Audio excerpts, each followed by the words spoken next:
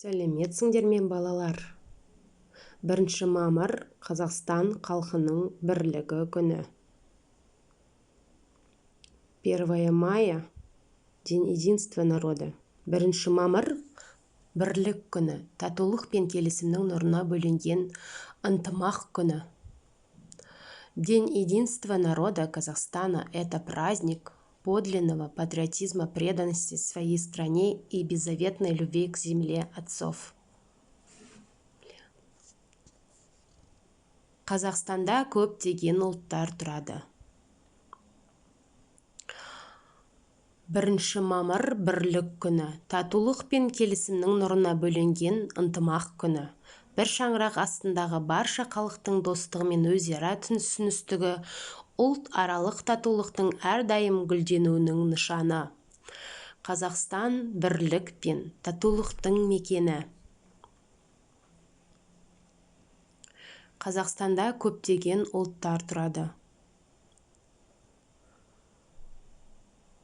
Казахстан является территорией, свободной от этнических конфликтов. Экономическая и социально-политическая реформы успешно состоялись благодаря межэтническому спокойствию и гармонии.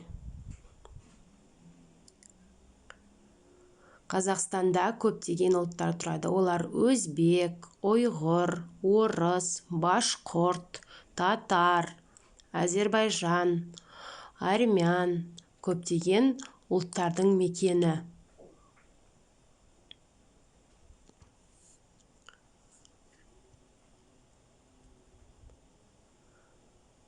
Халықтың қуаты бірлікте. Бұл деген ауызбіршіліктің белгісі. Қазақстанда көптеген ұлт өкілдері өте тату, ынтымақты күн кешуде. Сіздерді татулық пен келісімнің нұрына бөленген 1 мамыр Қазақстан халықтарының бірлігі күні мерекесімен құттықтаймын.